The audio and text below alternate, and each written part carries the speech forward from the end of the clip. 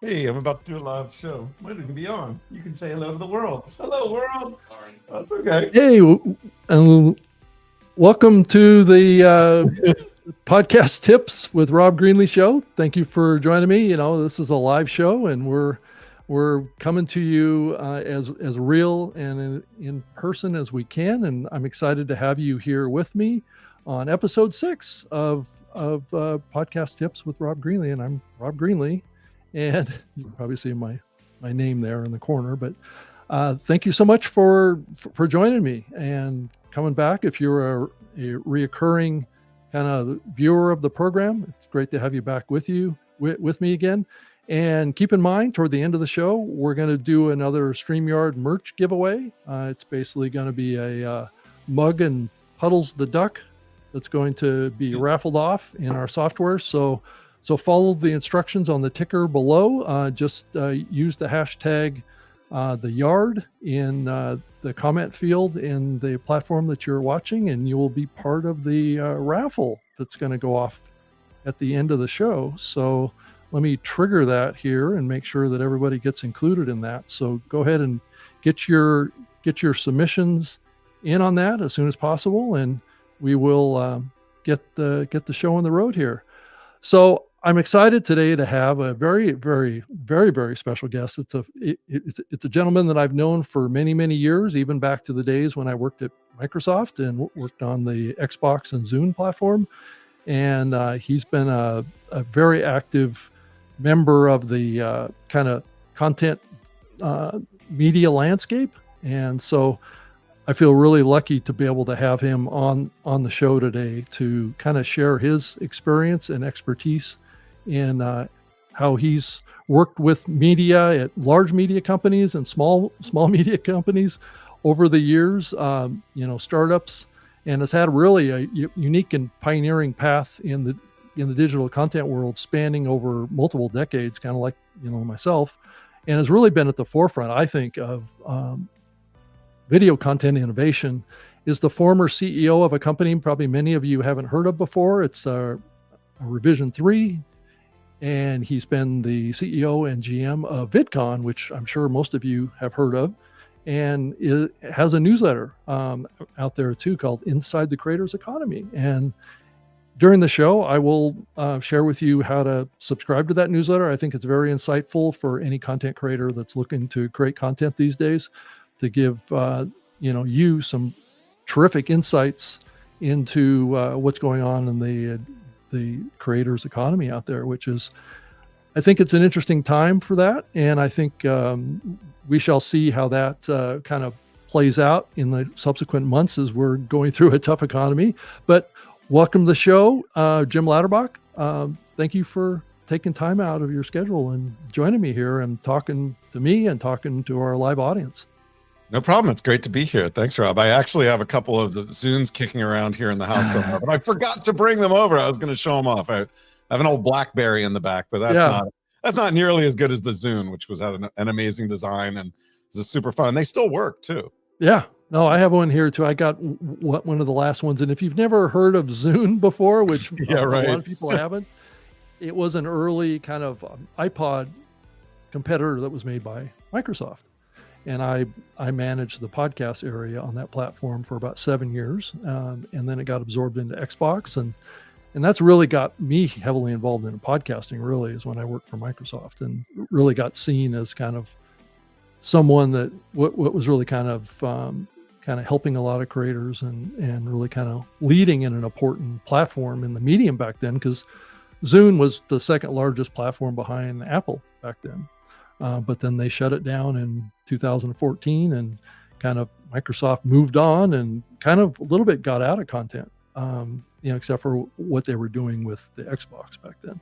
So I went on to work for Podcast One back then. So both Jim and I kind of went off in different directions and didn't cross paths too much for a while. But what I'm hoping to do in the show today with Jim is to do a deep dive into the fascinating history and evolution of video podcasting, and given he's a pioneer in this, and hopefully we can unravel some of the secrets and the lessons that came out of the early days of video podcasting, and kind of what I'm all about now is this convergence strategy of doing audio and video at the same time. And a platform like StreamYard is a terrific way to actually deploy that, and how important that kind of content is today as you think about all these platforms. So Jim, let's just kind of talk a little bit about what you learned when you worked on the startup back in those days of Revision3, and how you guys were really focused on video podcasting, which is RSS distribution of video. So, which is kind of, a lot of people don't even realize that video can be distributed in RSS today. So I don't know, start wherever you want to on that experience and that journey. Well, yeah. And look, Rob, you and I got to know each other when I was at Revision3, running Revision3. Yep. We were an early online video startup that grew out of a cable network called ZDTV that became Tech TV. And a bunch of us really were the first geeks on television. Everybody from Leo Laporte to Kevin Rose to Patrick Norton and a bunch of other people you may or may not know. Right. But with as that sort of got sold to Comcast and wound down because just television wasn't ready for it. A couple of the people that had been at Tech TV said, well, you know, we can do this kind of stuff and put it out on the internet. I had moved on from Tech TV to run PC Magazine as editor-in-chief. And we actually, I discovered this little box called the TriCaster, which was the first way that you could do a multi-camera live switch video and stream on the internet, just like television. But instead of having 20 people in a control room, you could have one people running it. I still have an old TriCaster in here somewhere. But basically, we started doing shows in many of the same ways that we were doing at Tech TV, but via the TriCaster, and streamed onto the internet through, you know, with just a couple people. And at the time, Apple was only doing audio podcasts, but the folks that I'd worked with at Revision3 were doing, they started Revision3 to do some of the same things, and ended up, most of us who were doing what I was doing at PC Mag went over to Revision3 as I went in there to go be CEO and build Revision3. And one of the key things that propelled Revision3 to success was when Apple announced video podcasting, because we all said at that time, it's like, hey, podcasting via audio is a great way to reach people. Everybody's got these newfangled Apple devices, and now we can do video as well. It wasn't live necessarily because you had to download it, and there wasn't enough bandwidth to stream it live necessarily. So it was a lot of download and watch later. But through our shows, and we did a show called Techzilla, which was pretty much screensavers from Tech TV reimagined. Dignation was one of our big shows. Dignation, Kevin Rose's show with Alex Albrecht, that he was running Dig at the time, which was basically them sitting on a couch talking about stories of the week on Dig while they drank a couple beers. And and other shows in that sort of tech geek space, gaming shows about comic books and other things. And we were, in many ways, one of the biggest video podcasting networks. We were probably one of the first. There were a couple others out there too, but we started distributing it that way. We put it on Zune, we put it on iTunes, then all these video networks started to pop up, like YouTube and Rever and Break and Blip and VO and 20 or 30 of them. And so we started distributing our video podcasts across all of those networks. And that's kind of how it started. You know, we started doing video podcasts, distributing on Apple and on our own servers via RSS, download, watch later, which is one of the beauties of RSS. It would download in the background when you got in the car, you got on the subway, it was already there and ready for you. But these other networks started popping up, and over time they went from more of the, hey, really low bandwidth stuff that you can stream that's short, to higher bandwidth stuff that looked really good that you could stream. And so kind of the evolution of Revision3 and from the early days of video podcasting. Yeah, it's interesting how that kind of faded away. I think that kind of started to fade away in probably like 2011, 12 to some degree, as YouTube was picking up steam, right? I think so. That transition back then. So what was that like for Revision3 at that time? I know that you were doing the video podcasting, and then increasingly you were probably working with YouTube, correct? Yeah, well, eventually, and this is 2008, there was another one of those big economic shocks, right? And we were a startup and everybody went through it, and we laid off a third of our staff, and I had already been dabbling with YouTube anyway. So for example, there's a lot of talk these days about, oh, cut up your longer podcasts, video podcasts, and put them on TikTok, put them on Shorts, put them on YouTube. Well, I was doing that in the early days of YouTube. I was taking Dignation and cutting 3 or 4 minute clips off and putting it on YouTube. And in fact, if the Dignation, it looks like the Dignation channel is still live on YouTube. I haven't been there for a while. But oops, I just went over there now. But yeah, so there's a lot of stuff here. You can see a bunch of the short forms that we did. I even took, at one point, we were working with Gary Vaynerchuk's Wine Library TV, and he would be doing 20 or 30 or 40 minutes tasting wine. And I would cut up the wines and try and do a cut down 3-minute version of it and put those on YouTube. And so over time, more and more of our views started to come from there. And then when this economic shock happened, we basically were like, hey, what are we going to do? It's like, well, we'll continue to distribute where we are, but we are really going to lean in heavily on YouTube. And so started finding geeks on YouTube, gamers on YouTube, and other people to be part of our television network, as we call it then, our Revision3 network. But really, we became one of the early, eventually, YouTube networks or multi-channel networks, and shifted and pretty much stopped pushing stuff out to those other platforms because they all went out of business because YouTube took over. Yeah, no, that's exactly true. And it just seems like, since then, up until like maybe a year ago or so, increasingly the podcast industry thought of themselves as an audio only medium. And this kind of connection with video and the connection with YouTube kind of has faded away. I know I faced quite a bit of resistance in the industry around trying to embrace video back again with podcasting. And I know when I was back working on the Zune platform and working with Windows Media Center and stuff, and I'm sure you remember that time when I was doing that, where I was bringing together all of the video podcasts and getting them out on trying to build audience on the video podcasting side. And it was always, it's this battle around. I tried to create this brand on the Microsoft platform called Web TV back in those days. I'm sure you remember that. Oh yeah. And was trying to create that kind of experience around video podcasting, but it just started to fade away to some degree. And that's what was really interesting about, the last couple of years, how we've seen YouTube just become such a dominant search engine for media, right? And so increasingly people have been thinking that they're watching video podcasts on YouTube. And then all of a sudden we see now YouTube is all in, right, on calling a playlist a podcast now, and it's causing a lot of consternation in the podcast industry around what YouTube is doing. So I don't know what you think about all that.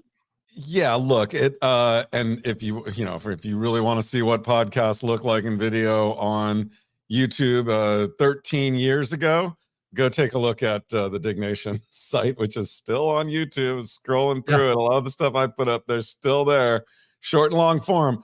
But I think what happened was, as online video we morphed into these vloggers and these people doing stuff directly on YouTube, and they were doing shorter, 3, 4, 5 minutes. Was about as long as you wanted to do. And over time, YouTube, originally they leaned into this short form and video and doing that and being completely separate. But over time, they realized that the way to make money was time spent. And the way to have more time spent was to have people put up longer videos. So it used to be they would optimize for views, which was a 3-second view or a 5-second view to start with. Yeah. But they started optimizing for time spent. And time spent with video is very different. So the videos that they wanted people to watch were 10 minutes, 15 minutes, 20 minutes. And that started to lean into podcasting because, as you well know, and hopefully people listening know, podcasting engages you at such a level that you want to spend an hour with your favorite podcasters. People listen. Yeah. But at the same time, we had the examples of Howard Stern and Don Imus and other people who were doing radio, but doing video versions of it on MSNBC and other places. And so historically, having people listen to radio and watch it in a way became very interesting as well. And so as YouTube started to embrace longer content, and as more people started doing audio, and there was that resurgence of audio podcasting in many ways across iTunes and Shopify, Spotify, and a bunch of the others. Yeah. The videos started to become more relevant as well because YouTube was optimizing for longer videos. Yep. If you could produce something engaging and put it on YouTube as a podcast that worked both in audio and video, that became in some ways the best of both worlds. And so we're seeing a little bit of that happening now. And the creators who are doing podcasts, who are, really good at engaging audiences, and so that's why they have great live shows, and that's why people come back, and that's why they subscribe, are something that really works well now on some of the video platforms too. Yeah. So how do you see the kind of the content landscape of what is working now versus what you guys created back then? I think what you guys were creating back then was maybe a little bit more, I think, and this probably explains why a Revision3 ultimately got sold to Discovery Channel, right? Was that you guys were kind of creating like just online television type experiences, but it seems like, it's not. Is it like that now, or are we heading back to that again? Do you think? Well, I think, look, with Revision3, we were leaning into audiences and content to appeal to those audiences on the platforms where they were. So we were doing shorter form stuff Right. around lots of different things. So we were, we had moved away from the idea that we were television on the internet and more towards we're going to embrace what people are doing right now and really focus on the formats and the platforms and the way that people were watching it. So that's one of the reasons why we ended up being successful. And the reason why Discovery Right. bought us was because we were leaning into some of the same audiences. We Right. were doing stuff in technology. We were doing stuff in science. We were doing stuff in, some of the entertaining areas that they had leaned into. And a lot of those YouTube networks was Maker or Full Screen or Us or Awesomeness or others. The big media companies were poking around because they wanted to not miss this next generation of media, except of course for Viacom, who was suing YouTube, but we might talk about that later. So we were one of the first ones to actually sell to a big media company, but a number of them followed afterwards. And only after we got there did we start to embrace some of the discovery models and the discovery, I won't say they're IP because we built a lot of our own IP, but one of the things we were tasked to do was to go in the library and look at all the things in the library and make YouTube quality programming out of the library. So we went and looked at all the animal video, and one of our great producers came with the idea of Nature Hates You, which were basically 3 to 5 minute stories, segments about things in nature that try to kill you, like tarantulas or other sorts of animals.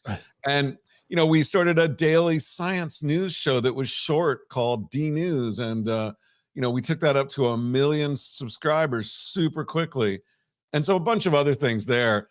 I think what we're seeing now that's interesting is longer form is becoming more like television as YouTube wants to engage people for longer periods of time. But shorter form, like shorts and reels and TikTok. And finally, we're going from the wide version to the tall version, and the whole mobile phone, thing, or whatever you want to call it. So that becomes the sort of, I got 10 minutes, what are you going to do? Entertain me with my short form video, to I want to just find something to watch and sit back and chill and relax. And that is YouTube for sure. But YouTube now is one of the top television distributors as well. And and so much of the YouTube viewing happens on the big screen TV at home that the lines have really, really blurred.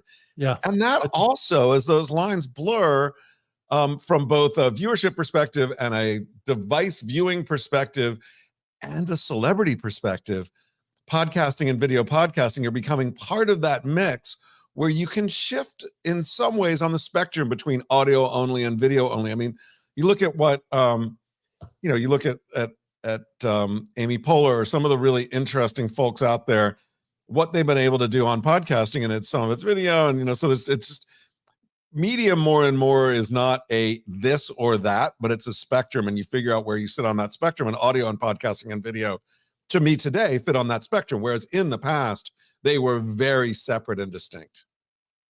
Yeah. It does seem like, the early video podcasts content was a little bit longer form. I think about, Dignation and some of those type of platforms was very conversational content, but it was also longer form content. And then I think when that content moved over to YouTube, YouTube was all about, the 5-minute videos, right? So that caused you to shift. But now we're seeing, even Twitter is going long form content now, right? So, Who or knows X. what Twitter is doing? I don't use them Yeah. as a bellwether for anything except Elon Musk's particular ravings at the time. So, but yes, you're right. There is more long form everywhere, and even live. I mean, look at Twitch Yeah. pops out, and Yeah. people are live streaming for hours and hours, and that is something that is fascinating and interesting as well, from a user behavior as well as a consumption behavior. Yeah. So it's just, it feels to me like we're kind of going back to the early days of video podcasting as far as the kind of content that was going, as YouTube has kind of shifted more towards, offering that longer form content experience. And I think that is a good move for them. And it's certainly been valid in the podcasting space. If you look at the top, 50 shows in podcasting, most of them are at least 45 minutes to 50 minutes long or longer. If you look at like the Joe Rogan experience, it can be 2.5 hour show. So, you start thinking about how that works with podcasting and how YouTube maybe wants that more. And then you get, like the Lex Friedman podcast, which can be very, very long as well. And you can see the whole spectrum from shorts to long. And that's, I think it really kind of opens up the opportunity for content creators to do what their passion is. There's success that can be found in both ends of the spectrum. I'm not sure you have to play in one end or the other end and find success like it was in the early days of YouTube. Oh, absolutely. And you can be fluid. You can start in one place and move to the other way, or or go do back both. and forth. Yeah. Well, and the other thing is, look, podcasting is cheap content when it comes to video. The early days of YouTube and the online video platforms, it was all super inexpensive to make. I mean, we could fire up a TriCaster and do a multi-camera switch show cheaply. We could go out and, you could sit in your bedroom, go, hi, everyone, here on my bedroom. We're going to do a whole video today. Look what I just bought. It's a new iPad. It's great. Don't you love it? That's cheap content. Over time, with Mr. Beast and other people out there, they became more and more expensive to make stuff that would stand out. The inexpensive stuff was still there. But, when you want to engage somebody for 20 minutes or 30 minutes, it's not just a, hi, everyone, I'm in my bedroom, but it becomes more of a highly produced thing. And that costs money, even though it's less than sort of what a traditional show would have cost 10 or 15, 20 years ago. But the idea with video podcasting, and podcasting is in general, and some of it, by the way, is beautifully produced, and people go out and they do stories and they do, things that take a long time. And I've worked on budgets for expensive podcasts. But you sit a couple people down like us, or like, Joe Rogan or other things, where it's the personalities and the video and audio, but it's not expensive. The per minute cost of a video podcast of, like what we're doing, or other, some of the other top ones, is not that expensive. Yeah. I think if you look at Mr. Beast and what he's doing there, how do you contrast he's built quite a media company around him. How's that media company, Jim, do you think different than the media company that you built with the Revision3? Is there a big difference between the two, or do you see a lot of overlap there? Yeah, they spend a lot more per minute on each video. Well, I'm sure that's true. I mean, he travels the world and builds things and breaks things and crushes things and all sorts of things. Look, and that's a format that is driven around one person and one personal vision, which is great. It's very, it has its own story arc, and it's built on top, fantastic. And there were examples of that, like at whether it's at Revision3, we were working with Epic Mealtime, which is all about like make crazy food cheap, or I go out that show, right? Buy a zillion burgers and eat them or whatever. And so, over time it got a little bit more expensive, but it wasn't at that level. So there are a lot of people. I mean, one of the reasons why Mr. Beast stayed in North Carolina was, and in the middle of like, Eastern Carolina, was because they could go out in the field and blow stuff up and not really have to worry about, legal issues or other things. And so then, we blew stuff up on a show one time, but it was really expensive to do, and we didn't do it again. So, well, and his audience and what he's built is remarkable. And I don't think we ever achieved that in the early days of the video podcasting, to get 300 or 400 million people viewing one video, right? That scale just wasn't possible back It's then. also far more global now than it was then too. Correct. And the ability to do auto translation, or the kind of translation that Mr. Beast is doing in all those different languages, to be able to go up on YouTube and be able to see all those different languages and see them directly, and to reach that global audience is fascinating as well, because, the English speaking audience is, I don't know, I'm probably going to be off by a ways, but English speaking audience, it's like, it's US, Australia, Canada, UK, a little bit more. What is that, like 500 or 600 million, of a 7 billion. So it's less than 10% of the population. Somebody's going to have the numbers, put it in chat. But, when you can reach, when you can reach people in Spanish and in French and in German and in Farsi and in Chinese and all the different dialects, and Russian and everything else with just one video, that's amazing too. And so that's certainly very different today than it was. And I've been doing, VidCons around the world, and then other events around the world. And, one of the things that is obvious to probably all of us who are listening, but not obvious to media people, traditional media people, is that the creativity and the ability to create compelling video, audio, whatever you want to call it, content, is evenly distributed around the world. Right. And through the power of the internet and the platforms that we have, and lowered costs of technology, I mean, that's another thing. Technology is less today than it was 10 or 15 years ago. You can, anywhere in the world, start a show, start a podcast, start a video, start a channel, and reach a global audience. You don't have to go to London. You don't have to go to Dubai. You don't have to go to LA. You don't have to go to Sydney. You don't have to go to these media centers to create and build and grow. And now you can do it in your native language and reach a global audience that doesn't even speak your language. So to me, that is one of the coolest things happening that everyone should be leaning into. Yeah, no, I agree.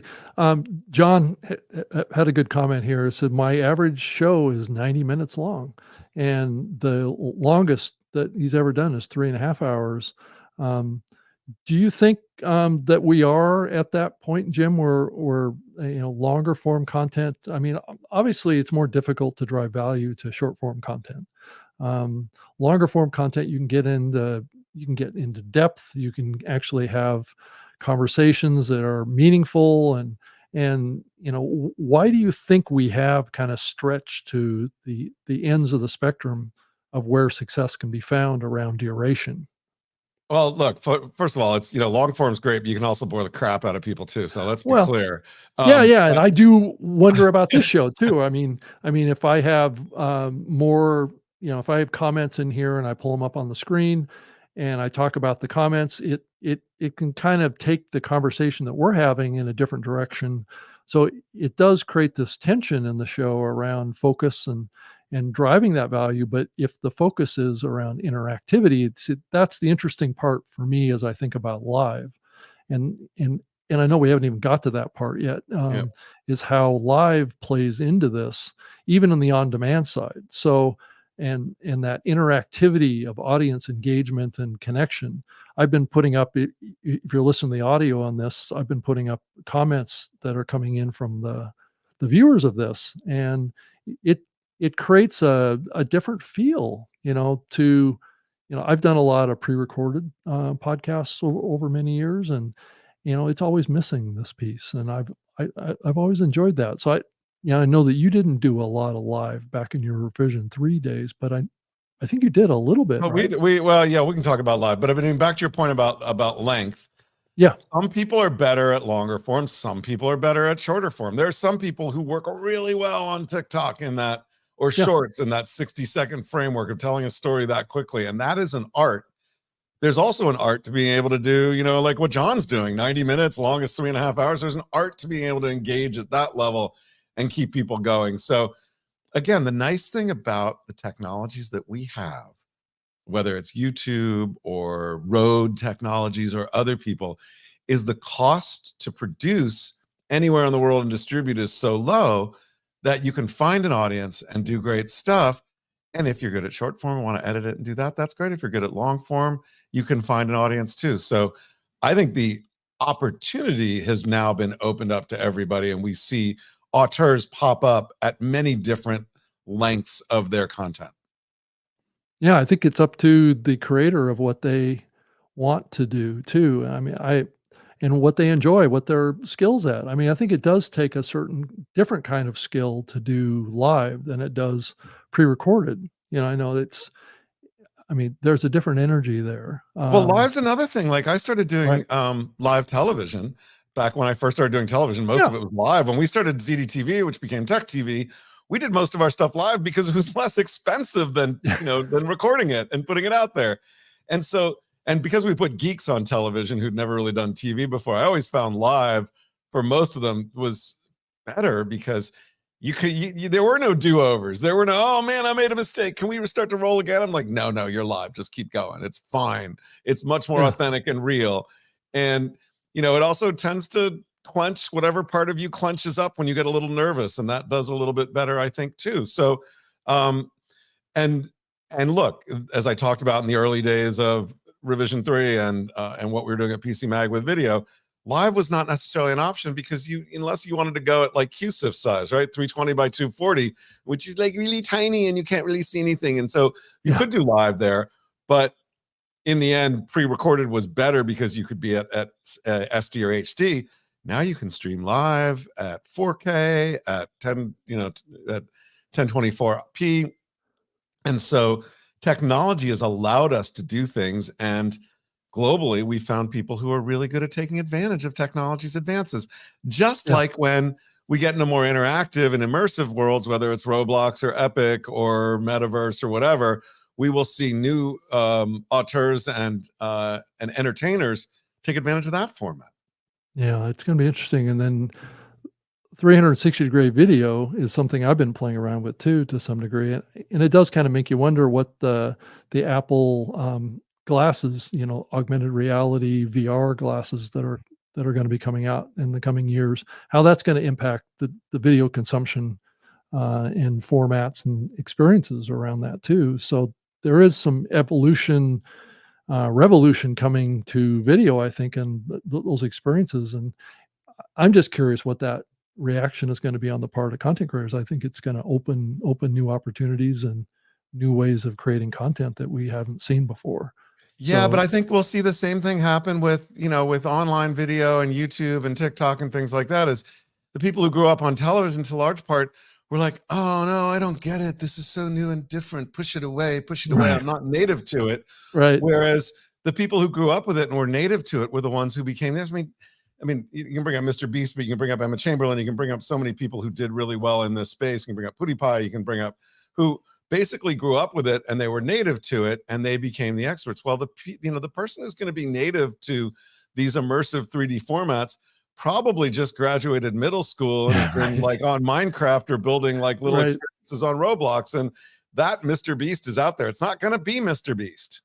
It's going to be somebody new. It's going to be different kinds of content. Doesn't mean that those of you on this listening and that we can't do it, because look, I managed to make the transition. You made the transition, and other people have done a great job at it. But the ones who I think are going to push the format and really come up with new and amazing, interesting ways to communicate and tell stories and engage people are going to be like, for example, I was just on a session at Web Summit in Lisbon with Tommy Innit. And if you don't know Tommy Innit, 19 years old, he's got 50 million followers on Twitch and across YouTube. And, he streams through Minecraft and creates things. And what he does, and he's part of Dream SMP and a bunch of other, but tells stories using the canvas of this open world Minecraft. And other people do it with Roblox. Other people do it with Epic stuff, with Fortnite. But the way that he tells stories is amazing. And the way he engages are amazing. It's not something I don't think I could do, but it's a really new way to do it. And he said, this struck me, like over COVID and during the lockdown, when he really rose to fame, he was like, yeah, a bunch of me and my friends are on Minecraft. We just decided to retell the story of Hamilton in Minecraft. And that was one of the things that really propelled him. And it's amazing and so creative. And, I never would have thought of something like that. I'm like, clearly not going to be a Roblox creator. Yeah, I like the comment here from April, which is that most live stream hosts choose to ignore their community these days. I think that's an interesting observation. I do think that, it's this conflict between focus on telling a story in the podcast versus having it be an interactive experience, and being able to mentally be able to navigate that is something that requires kind of some skill and practice and things like that. And so in my mind, she writes here, those hosts who include their community are the ones who win in getting people to take action. So, and I'm not necessarily about taking action here, but I'm also about taking action about, having you comment here and give us feedback. And I will do my best to get you up on the screen. If you have a question that, we can really chew on, or a comment that's really relevant to what we're talking about. And I think that's what I'm looking for in comments, and that, connection with you who is watching and listening to this, is that, have a conversation. So I don't know what you think about that, Jim. I mean, about live versus pre-recorded, and the skills that it takes to be able to navigate that. Well, and in many ways, there's that community is really all you have, and live really helps to build communities. It does. Yeah. And we're seeing sort of new sort of live streamers pop up. And this is something that's big in Japan with the company is Pucha. I'm going to look it up and find it out. But basically, you have these live streamers who build community, and they go on every day, and the same groups of people, the same people show up, because loneliness is such an epidemic in the world. Right. And it's hard to connect with people in real life, real time, face to face. And some of these live streamers, live communities are just really good at bringing in 10, 20, 50, 100, 300 people every night for an hour or two. And that's their water cooler. That's their connection. That's their connection. Right. And so we're seeing classes of creators who can do that and make a real living doing that as well. So there's all sorts of different ways that live will extend beyond just, we're doing a podcast live, or I'm doing this video live. It's like just the people who sit at the center of a community, which may just be really good at connecting to other people and connecting people to each other, are another sort of skill that is developing for sure. It's certainly really big in Japan, and it's becoming big in the US as well. I'm not sure that it's, it's as widely utilized. I'm talking about live as the pre-recorded format. It's still not as fully developed, because I think people like to create complicated videos. And I felt this tension around. I created a couple of videos on my trip back to Seattle that I did about, I did a couple of reviews on electric vehicles, and I just used my iPhone. And I've actually got a bunch of videos in my channel that have got, I think I'm about to hit 1 million views. And a lot of the views in there go back like 15 years. And I just used a mobile phone to record those things. And they don't have big intros, and they don't have exits, and they don't have big flashy graphics and all this kind of stuff. They're just basic informational videos, right? That people are looking for to decide whether or not they're going to buy a certain car or electric car or something like that. And I think that's what a lot of YouTube is really built on, is just solving life's problems. Well, TikTok as well. I mean, yeah. Think about TikTok. True. You get a fancy rig to record on it, and you can tell if you record on your iPhone or your Android, you can tell there too. So, and TikTok's leaning more into live too, and there's live shopping, and all sorts of different ways you can do live. Well, we could go deep dive on TikTok, right? Yeah, there is a sense of more sort of direct, natural, and look, there are a couple different trends going on here. I talked a little bit about loneliness, and by the way, the site I was talking about is Pococha, Pococha. If you're interested in checking them out. But there's loneliness, but there's also that sense of, and we're seeing this with Gen Z and Gen Alpha, of stop showing off the perfect you that Instagram perfected, that makes everybody mentally deranged because they're not that good looking or nice or living that glamorous life, and really present the real you and the real person of who you are. And more, whether you pick up your mobile and start doing that, that gets you a little bit closer to this is just me. When we saw stuff like Be Real pop up. And some of this is coming out of the lockdown during COVID as well, where, whether you're a younger Gen Z or Gen Alpha, all of your socialization, you learned how to socialize, not face to face, but through Zoom and, and through Telegraph and through video games you might play, and Discord. And that's become more and more the way that people are getting used to socializing anyway, which makes live and adds new opportunity for live as well.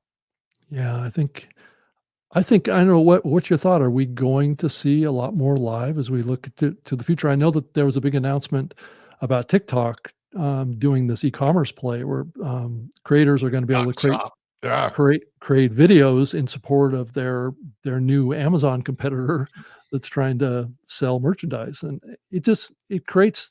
I don't know if all those are going to be live. I think a lot of them could be pre-recorded, but I just wonder about as a creator, should we be encouraging the community to think more about live?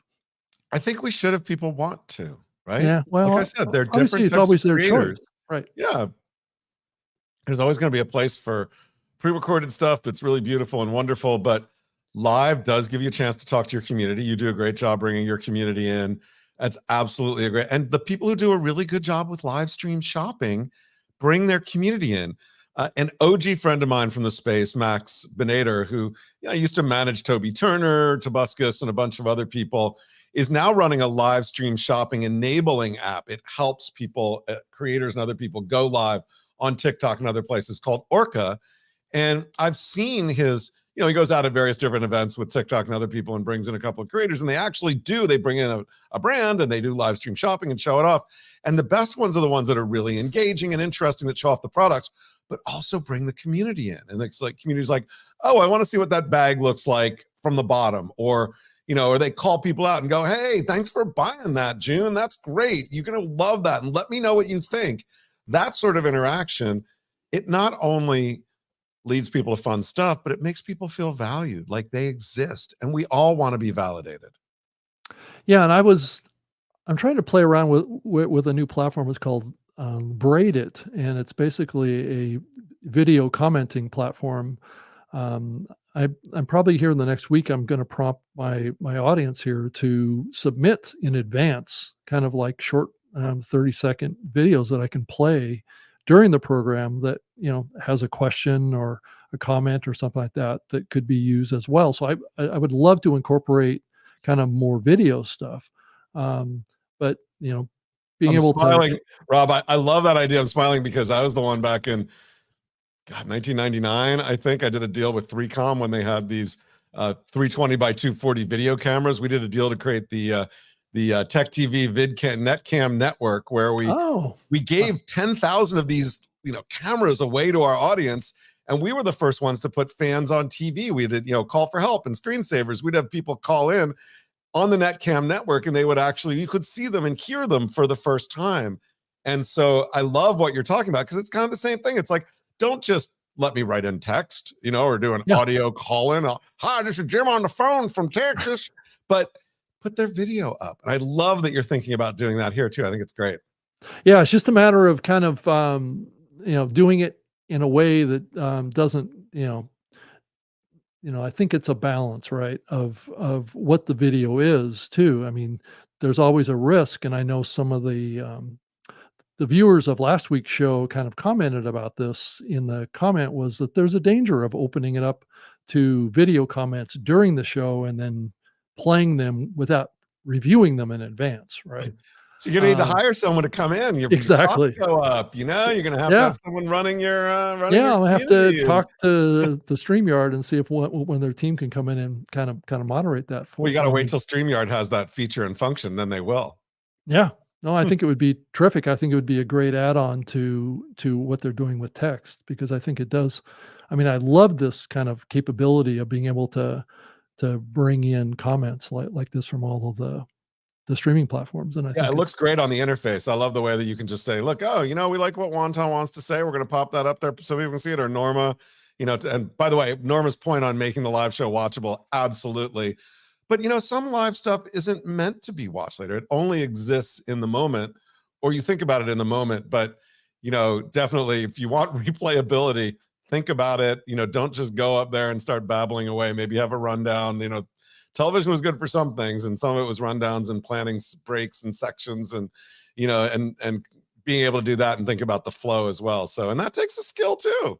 It does, and And to do this kind of convergent strategy, it kind of requires you to create content that's good for audio too, which means that anything you put on the screen, you Right. need to describe, right? Yep. So the Yep. audience that's listening can follow along with that and feel like they're part of the show too, and not feel Exactly. like that they're getting left out. So that's the challenge of this balance between such a visual medium that StreamYard presents here is that it's trying to walk that line, and that's also another skill that people have to learn is to not take things for granted that's on the screen, which is another challenge.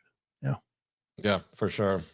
Yeah. And let's see, Beauty wrote something, I guess, and I didn't comment. It said Yeah, about PewDiePie saying about his success that the viewers and the subscribers Yep. care about him. That's it exactly. It's your friend. We used to say at Revision3, it's not a fan base, it's a friend base. And that is so true. Yeah. No, I mean, I've true. always thought about podcasting as building friendships, and trusted friendships too, right? So you're there for them, they can trust you, they can believe in you, but you have to foster that. You can't just assume that that's going to happen, and the way to do that is to listen to other people and be able to have an interactive communication. I've always loved it when I did live shows when the audience got to know each other and they would talk to each other in the comment threads, not to me, they would talk to each other. And we've actually seen that a little bit tonight where audience members here are talking to each other, not just to us. Well, that's so critical because it really is. It's not a one-way medium. It's a two-way medium, and it's building a community. And I, used to say back in the Revision3 days, and certainly at VidCon, it's like the people who do it really well build a community where they're kind of the center of the community, but really they're just sort of they're the catalyst for the community. And the community exists not only to connect with the creator, but to connect with each other because there's a shared interest, a shared love, and people self-identify around that love of that and can connect. And it's one of the things I think Discord did really well as it built up during the pandemic, was allowing people to connect like that and connect with each other. And we see that on really good communities. And you see that, at VidCon, when I was running VidCon and we would bring in creators, I remember one time seeing 7, maybe older teen girls in a hotel room coming in together. And I remember asking them, like, you guys, it must be great to get together. You've been friends for a long time. And they're like, no, we all just met this time, today for the first time. We all are fans of this creator and we're part of this community. And we all came because we just wanted to hang out together. And so the creator was the thing that brought them together, but their friendship that they developed online translated into that physical IRL friendship. And that's a beautiful thing when that happens. Yeah, I agree with you. We got a comment up from April Roga. It says, Rob, did you say braid it? Yeah, I said braid it, just like you spelled it there, but just add a .app to the end of it, and you can get to the tool. But I'll be talking about more about it in next episode after I've had a chance to kind of keep working on trying to integrate this so it actually works well. So thank you for the comment. And let's see, what's the Hey, someone asked about channel links. I will tell you, just because I want to self-promote for a minute. I'd like and share.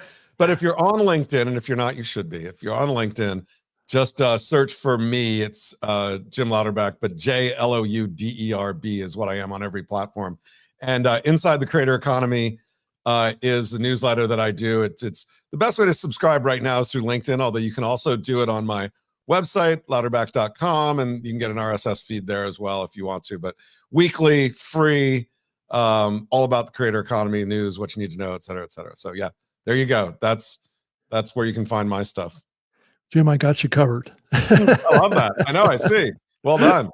So you also have, there's a couple of other places too. Let me pull up this. Let's see here. That's your personal website. And then I think this is the creator economy landing page on LinkedIn. Yeah, that's my LinkedIn. So Inside the Creator Economy is the newsletter. And yeah, just connect with me, follow me on LinkedIn. And if you follow me on LinkedIn, it automatically asks you if you want to subscribe to the newsletter. So yeah. So how frequently are you updating content in here, and what's the context?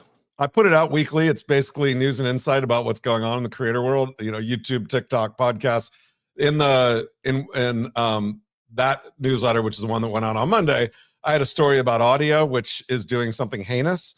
They're taking, how when you do a podcast and you do a host read and you're like, hey, sign up for this and use my special code, Rob Greenlee, and you'll get 25% off your first year. Right. Well, what they're doing is they're auto cutting those out of podcasts and distributing them through their app. And they're like, oh, this shouldn't be a problem because, it's like not going to hurt the creator. I'm like, yes, it's going to hurt the creator. Yeah. You're ripping things off from them. That's just one of the stories that I tend to talk about. So yeah, anyway.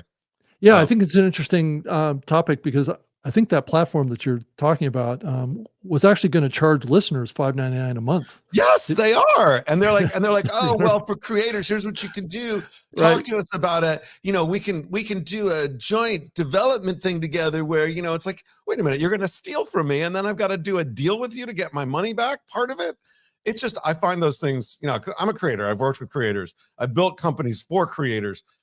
I don't like people who take advantage of creators, and from where I sit, they are. So that's the kind of stuff I talk about along with others. So. Yeah, I see that there was one news already had any of this influencer versus creator. So I think when a lot of people think about that, they think that they're kind of one and the same, right?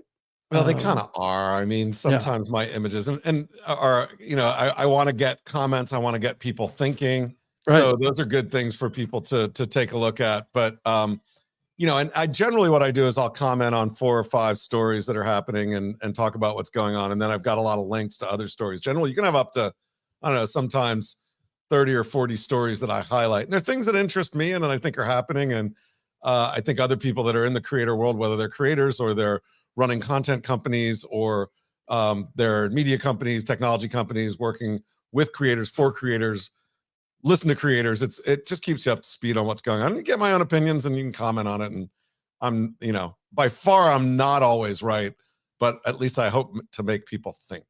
Yeah. Well, that's half the battle, right? And that's exactly what I try and do in this show too, is the elements that I think both of our experiences is to bring a little bit of a different perspective based on a historical view as well. So it's really easy to get kind of caught up in what's happening today, but to have an understanding of why things are happening today gives you greater depth and context to why they're happening and maybe how you can take advantage of that in a way that maybe is different than other people. And I think that's the key. I mean, so as you think about like Mr. Beast versus like Dig Nation, just to take 2 programs that span the test of time here. What do you think the next thing will be after Mr. Beast that will work? Do you have any vision on that about what's next? I'll give you a couple thoughts there. And by the way, before that, I want to call out April, who said we're all influencers, whether it's healthy or unhealthy. I will say we're all influencers. Everybody influences someone. Sometimes it might just be your dog, but right. So yeah. And the healthy, unhealthy is really good. But look, I think the Mr. Beast kind of way of storytelling and formatting that has taken over YouTube it's really taken over YouTube. I mean, YouTube put out their top 23 trends and top creators. 7 of the top 10 biggest growing creators of 23, one of them is Mr. Beast. The other 6 are essentially Mr. Beast formatted, which that rapid fire challenge, this and that. And I think it's okay. You see formats. I mean, this happened on television when Survivor came out, and then there were 1,000 other reality TV shows that were similar to it. But as we look at formats on YouTube, I think there's Max Reisinger and a couple of other people who run this thing called Creators Camp, where they go out and bring creators together and help them, and they all help each other on building their career. But they've been talking about the YouTube new wave, which is more of a return to storytelling, slower paced storytelling, maybe a little bit more highly produced storytelling. So I think we may see some of that. I think we're going to see more and more of the utility creators that have been popping up on TikTok move more towards YouTube and go longer form, because TikTok is a good place to get awareness, but it's not a good place to make money. And then I think as we look a little bit further in the future, it's people who are able to tell stories like we were talking about before on Minecraft and Roblox and the metaverse and Fortnite and other areas that are going to be really interesting to keep your eye on. Yeah, as you think about even the 360-degree video experiences in the new Apple Vision glasses. Right, yeah, that too, exactly, yeah. Yeah, right. I mean, I mean, I've been playing around with that. I've got one of the Insta360 cameras. I've been playing around with that for a few months now, and it's pretty remarkable experience to create that, and it basically enables you to create kind of like, I think most video today is like it's very front facing, very kind of boxy type of thing, where these cameras are going to create a more of an immersive experience and be able to show what's behind, what's in front, what's up, and what's down. And I just wonder, as we think about how we do this stuff. Now, granted, doing a show like we're doing here doesn't really make sense for 360-degree video, but um, you know that could be a completely different format as we look Yeah, to the and I future. saw some interesting. I was just at an event where documentarians go. The people who did stuff for National Geographic or various other people, and there were a couple of people showing off some of the interesting things they're doing in that immersive 3D world. One is at museums, to be able to take a museum show that you might only be able to see in Paris, but you could actually go experience it from anywhere in the world. Or what's even more interesting is they'll do installations where they recreate what it was like. One of these guys doing this in Paris, they recreate what it was like to be at the first time that the Impressionist painters ever got together in the 1800s or the 1700s, I think 1800s. So, Van Gogh, Monet, Manet, Gauguin, all of them kind of in the same room in this salon. And there aren't a lot of pictures from that time. There are no pictures from that time. There's writing about it, but they basically recreated Paris in the mid 1800s, and the place where they met and the way that they met. And they have people playing those particular artists. And it's a fascinating way to be somewhere where you could never be and walk around and experience it as if you were at that event right there. It's kind of like, in 50 years, people might recreate VidCon, the first VidCon, where 1,500 people gathered at the Hyatt in Century City. And it was an amazing experience and really kicked off what we think of as the creator economy today. Yeah, this is the Insta360 Oh, neat. X3, and it's turned Those on of you right now. listening, he's holding the camera up and rotating it so that you can see it. And it's got these sort of round camera balls on either side. It's a typical candy bar phone with those round cameras on either side, so you can capture 360. Yeah, so it actually will capture up and down, Right. and then 360 around. It's actually 6K video is Oh, what's wow, coming out of nice. this. So I think we'll see probably that be upgraded to probably 8K eventually. But as you think about the wraparound video experience that could happen with the Apple Vision Pro glasses that are coming, that will present a unique opportunity. I mean, and you think like about a Mr. Beast and the kind of content he creates, I could see him using a 360-degree video experience for the kind of content that he creates, and it'll be interesting. So, but anyway, I mean, I think for most of us, it's probably a little early for that. But it's probably worth. I mean, it's not that expensive of a camera.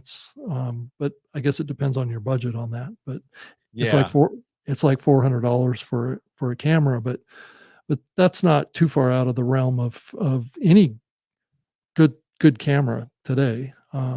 Somebody But is going to, I'll make a prediction for you. Someone's going to pay Mr. Beast Business Enterprises, whatever, a lot of money to make a 360 video that's going to run on, whether it's the Quest 3 or the stuff that you're talking about from Apple, or right.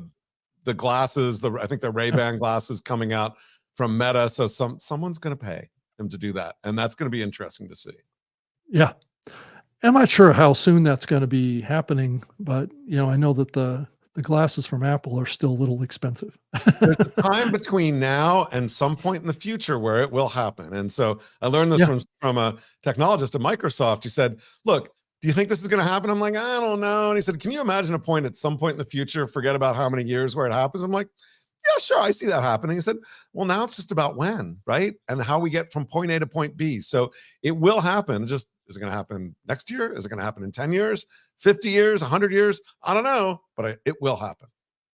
Do you think that we'll see an expansion of kind of virtual reality experiences as it relates to video, or do you think it's really going to mostly play out as augmented reality, where we're layering in kind of digital experiences on top of a reality. I know that there was a lot of early kind of play around platforms around AR.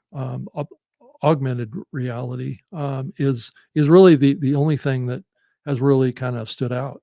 There's a As place for both. It's just that the bandwidth needed and what you have to yeah, do are very different. I yeah, think, I don't think it's either or. I think it's certain things will be better in an AR world.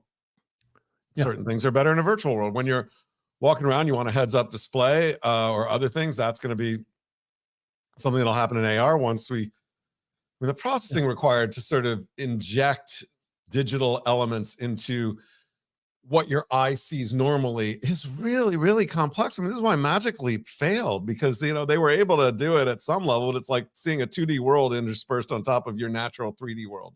So at a lower bit rate than what your eyes see. And so that's going to be an issue, or bit resolution than what your eyes see.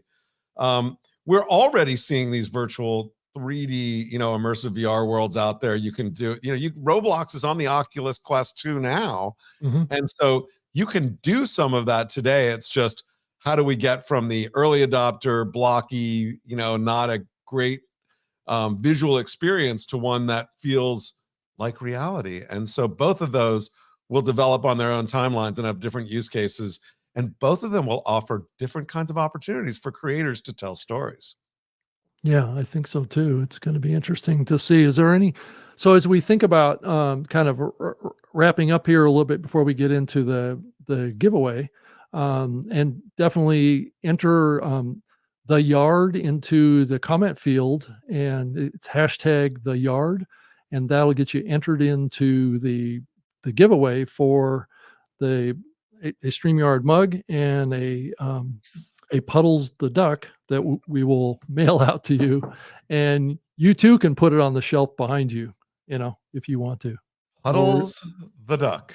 or you can give it to your dog. No, just kidding. I might not be dog safe right there. So yeah. Yeah, definitely. So Puddles the duck. yeah, Puddles the Duck. That's So what I call my dog. Puddles the dog. Yeah. Puddles the dog. Yes, yes. What So Luann calls her dog. Do you know Luann, the comic strip? uh, yeah, I've heard of Luann. Yeah, Yeah, Luann, the comic right. strip. It's been running for like 30 or 40 years in newspapers. Her dog is Puddles. Well, Did you know that? See, now you know something about no, I Puddles you didn't didn't know actually know before. know that. And And if you everybody want, who's here knows about Puddles now. yeah, and if you're not using StreamYard, using Sorry, this Rob. address can help you get a free trial to StreamYard and get a massive discount going forward if you want to give StreamYard a try. It's a terrific platform to do this convergence strategy and create terrific audio and video content. So if you wanted to create an audio version of your show, it's pretty easy to do that. And Jim, what's your thought? I know that there's been a lot of discussion in the podcasting space over the last couple of weeks around. Do you think that RSS has played its course out? And because there's discussion in the industry right now that it may be we're approaching a time when RSS is just too antiquated. And I don't know. Do you have a perspective on that? It's a very simple protocol and a very easy way to move things around and subscribe to things. I haven't followed it because I haven't run a business that was RSS based since, I left Discovery and Yeah. Revision3 in 2014, 2015. Yeah. So I love that I can still use it on my WordPress blog and stick something up there and it works and people can sub. I don't, my favorite readers are gone. Feed Demon, bless its heart, no longer. And some of the others. So I don't know. I think I don't necessarily have an opinion, but Okay. I hope it sticks around. And again, it's such a simple protocol that, why wouldn't it be out there? I mean, there's still such simple protocols that are still out there underpinning the internet. So, I think its life will be a long time. Will it be a dominant? I don't know.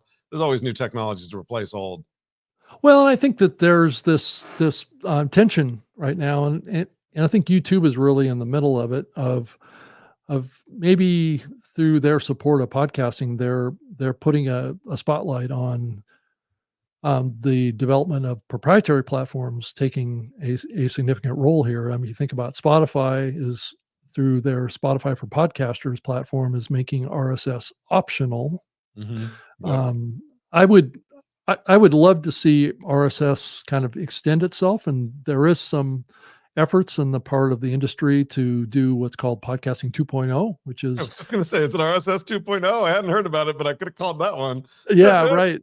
And there's really an active effort to extend some new tags into the namespace of RSS to extend the functionality and to create like more just one example is an integrated kind of commenting system through RSS. Oh, So if yeah. you could link up all of the listening apps comments and all consolidate them and share them across all the other listening apps, you could create this kind of like what we're doing here with comments. Yep. Is create a more integrated community around that, and then also create opportunities for trading out satoshis that is based in Bitcoin, to be able to pay content creators, pay the listening apps, and for the content creators to actually pay their listeners to listen, to have this kind of microtransaction capability in the platform. So there is efforts on the part of the industry to extend RSS to make it more relevant today, but there's resistance. Yeah. Anything new, as you I'm sure have experienced itself, is difficult to get adoption in a medium that's very open and very established and stuck Totally. in their ways of sorts. I just want my bored apes to be able to listen. So if we could do that, that'd be great. Right. I don't have any Right. bored apes. Yeah. So anyway, well, let's show some of the comments that we have here, and so it looks like a lot of folks are submitting to get in on the raffle. So yeah, it's Cool. been I'm going to say thanks, Pete Johns, for being a fan since the Web 3 days. Yay. So yeah, it would be great to see that network come back somehow. I don't know if there's ever any thought on your part to. No, you know what? People talk about that with Tech TV. We should bring Tech TV back, and somebody try to do that too. I think it's tough, but you know,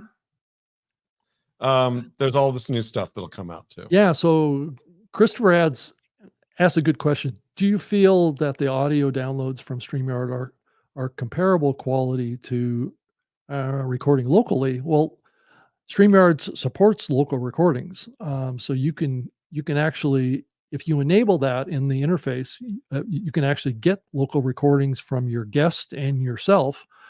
So you can create that higher quality audio experience if you want to, or you can just download the master files that is actually are recorded in the cloud. But the platform is looking at trying to integrate those local recordings into the master downloads.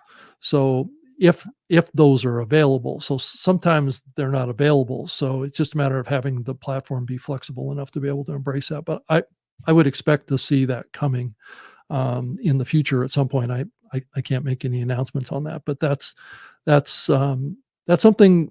And I would say yes, the audio quality that I have gotten out of this platform. Now, granted, it's quality in, quality out is always a factor here too. So it depends on the quality of your microphone and your connection, and all those kinds of things will have an impact on the audio quality. So keep that in mind on what your recording environment is. Is there echo? What kind of microphone that you're using? If you're using a dynamic microphone, it's probably going to work better and more versatile in a lot of different recording environments. Or if you have a condenser microphone, which are typically a little more expensive usually, will pick up basically everything, and you may not want that. So it really gets back to your equipment, your internet connection that you have, and that will have a strong impact on the audio quality. So anyway, let's see here if we have any others.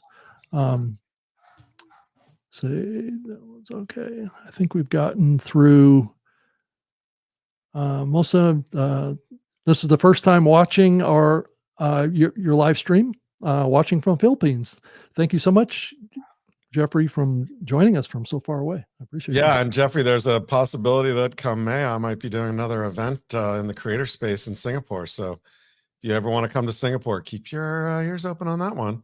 We'll be talking about podcasting and much more. Yeah, that's awesome. And it looks like we are still getting entries into the drawing for Puddles and StreamYard mug. So it's the hashtag the yard is what you want to enter in, and it's just like what people are doing right here. Is a great way to join this. Let's see. Let's look at. I totally want StreamYard to do a mashup with Luann now, so that Puddles can meet Puddles. Can you make that happen? Hey, let's do it, Jim. I'm open to it. So yeah, I forget the name of the cartoonist, but he goes to Comic-Con every year. So should like slip into Comic-Con when it happens again with your little Puddles duck and be like, we got to get Puddles and Puddles together. Right. So Pete said he's personally found StreamYard's local recordings are close to recording direct. So, I think that's validation that if you use those local recordings, it's going to sound pretty good, and you don't have to have perfect audio to be successful as an audio podcaster, but it needs to be listenable and not painful. Would be my comment on that. Well, I'd also say, Rob, that audio is so important for video too. It's one of those things that people think, oh, the image ought to look beautiful. It's got to be like, 4K, and I've got to to get the contrast. You know what?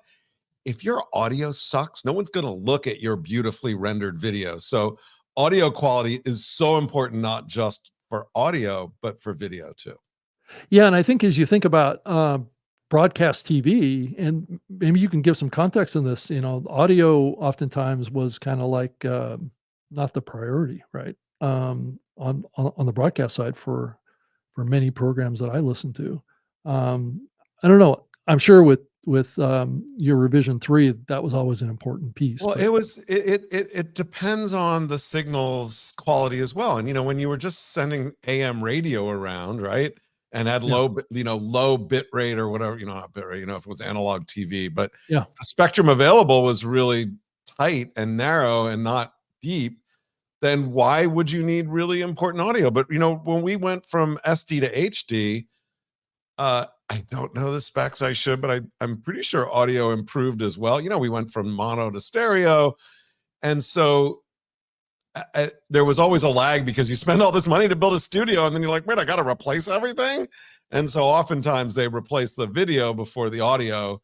And that may be why some of that happened. Yeah. And I think, you certainly can replace the audio track in your video. It's just a matter of having the correct tools to do that. And that's why StreamYard needs to offer that as an option to be able to automatically do that on your master downloads. So hopefully that will come at some point in the future.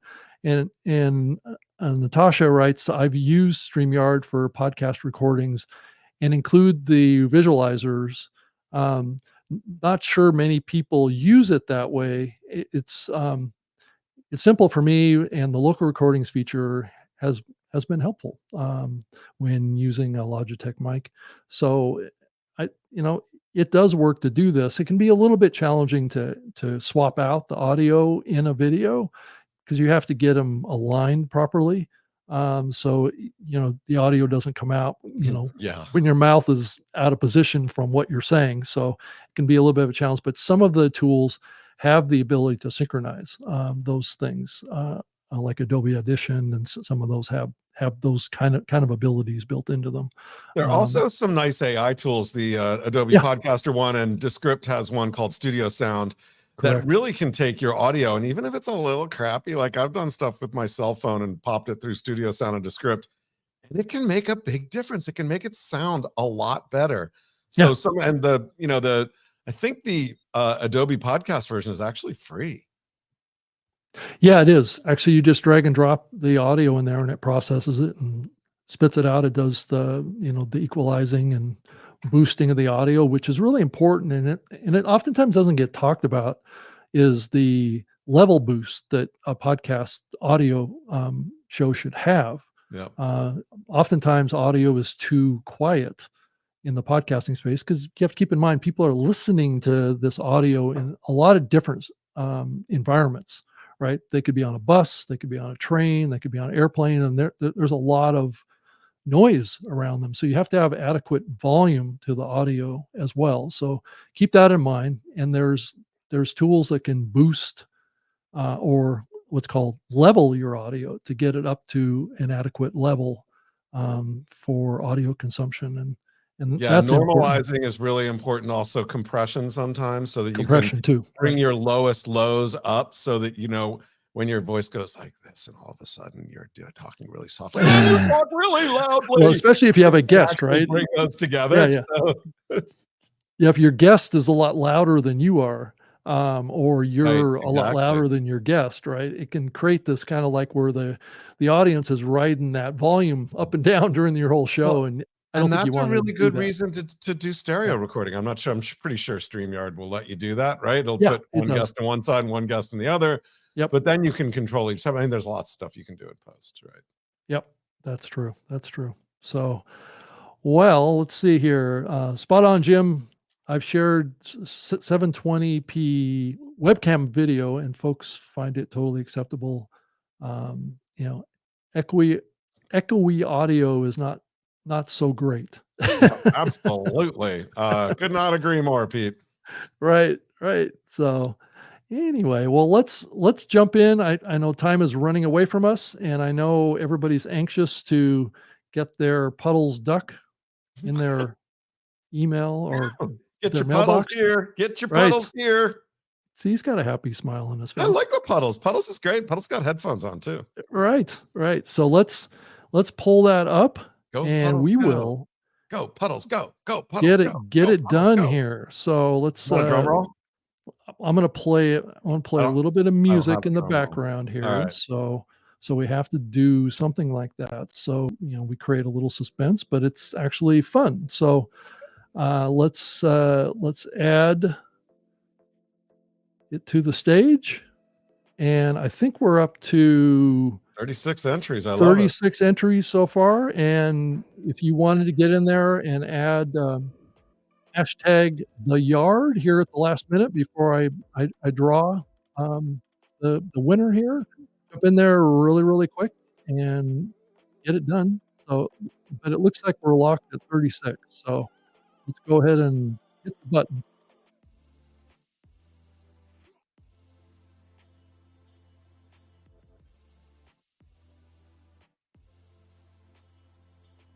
Norma wins. Thank you so much for entering the sweepstakes. You are the winner of a Puddles duck and a mug. Please send me send me an email with your mailing address. And here, let me put up on the screen my email address. And we'd be happy to, I'll share that with the StreamYard team, and we'll get you a couple of cool gifts out just in time for Christmas. So be awesome. So thank you so much for joining the show tonight, Jim, and everybody that's listening out there. It's been terrific to have you with me here, and I'm gonna. I think that's good. So let's pull that down, and let's maybe look at a couple of questions that were coming in that came in toward the end there. Let's see if we didn't miss anything. So that was weird. I saw my photo and name, didn't enter a hashtag to participate. Well, you know, It's a good thing you didn't win, April. You had a shot at it. And then, yeah, congrats, Norma. I would love to hear from you. So send me an email, rob.greenlee@gmail.com. And thank you so much for spending time with me tonight, and Jim. And Jim, thank you for joining me and taking your time out to get on this live stream. Always good to catch up, Rob. And thanks everyone for being part of it.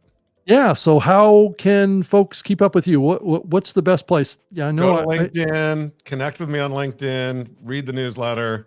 That's the best way. So okay. Jim at Louderback.com is my email, but go up on LinkedIn, connect with me, and Right. that's the best way to do it. Well, and you have comment threads up there too on all of your. Oh yeah, all my your I've posts, got right? comments on all of my newsletters. I'm in the comment streams all the time. We do meetups. I do meetups for the Inside the Creator Economy around the world. I did one in Lisbon a couple weeks ago. I've got an upcoming one in Vegas in January around the Creator Economy Live Expo. Probably do one in Dubai as well. I think I'm going to have another one in Vegas, in San Diego. So yeah, just go up there. You'll find out all about it. And one last comment. Beauty Bubble says that this has been a wonderful time tonight, guys. Thank you, Jim. And you're amazing. And you always have been.